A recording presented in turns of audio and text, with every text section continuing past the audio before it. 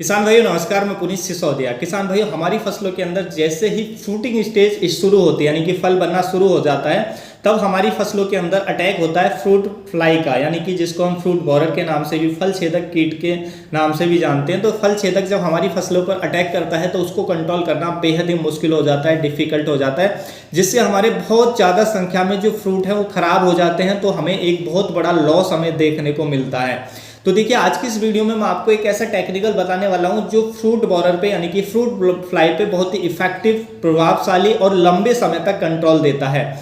तो वीडियो काफ़ी अच्छा होगा, अच्छा लगे लाइक कीजिएगा और ज़्यादा से ज़्यादा फार्मर के साथ इसे शेयर भी जरूर कीजिएगा। तो चलिए जानते हैं। देखिए, मैं जिस टेक्निकल की बात कर रहा हूँ वो है फ्लूबेंडियामाइड, जो हमारा अलग अलग फॉर्मुलेशन में देखने को मिलता है। देखिए, ये दानेदार फॉर्म में भी आता है और लिक्विड फॉर्म में भी आता है। तो फ्लूबेंडियामाइड यदि हम दानेदार फॉर्म की बात करें तो ये टकुमी के नाम से आता है, टाटा रैलीज कंपनी का। इसके अंदर जो फ्लूबेंडियामाइड होता है टेक्निकल, वो होता है 20% WG फॉर्मुलेशन में। तो आप इसका भी यूज कर सकते हैं। और फेम के नाम से भी आता है, जो लिक्विड फॉर्मुलेशन में आता है, तो आप फेम का भी यूज कर सकते हैं। उसके अंदर जो टेक्निकल होता है वो इससे डबल होता है, यानी कि उसके अंदर टेक्निकल 39% होता है। तो उसकी जो डोज हमें कम रखनी होती है, 0.5 ml पर लीटर के हिसाब से हमें फेम का स्प्रे अपनी फसलों के अंदर करना होता है। यानी कि हमारी 1 एकड़ की फसल है तो 200 लीटर पानी में 100 ml फेम डाल के हम स्प्रे कर सकते हैं। और वहीं पर यदि हम टाटा रैलीज का जो टकुमी आता है तो उसकी यदि हम बात करें तो उसकी हमें 200 ग्राम मात्रा 200 लीटर पानी के लिए 1 एकड़ की फसल पे लगती है। तो उसकी डोज हमें ज़्यादा रखनी होती है क्योंकि उसके अंदर टेक्निकल कम होता है।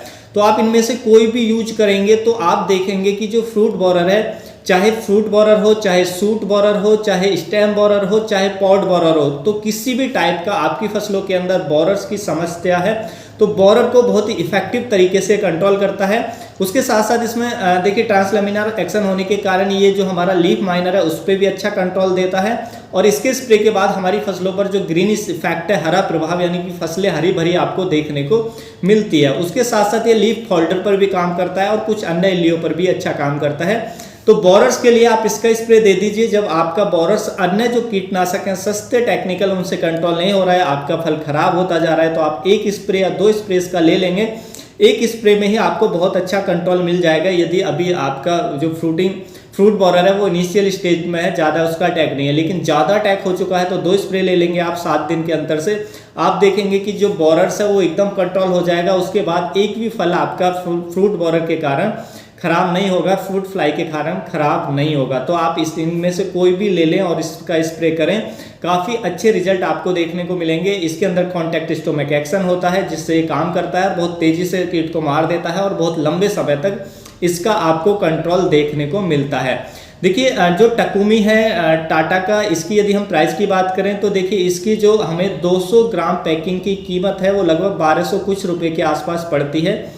और वहीं पर यदि हम फेम की बात करें तो उसकी 100 ml पैकिंग की कीमत जो है वो हमें लगभग, जो हमारा एग्जैक्ट मुझे प्राइस नहीं पता है, लेकिन फेम भी आपको 1200 से 1300 रुपये का पड़ेगा।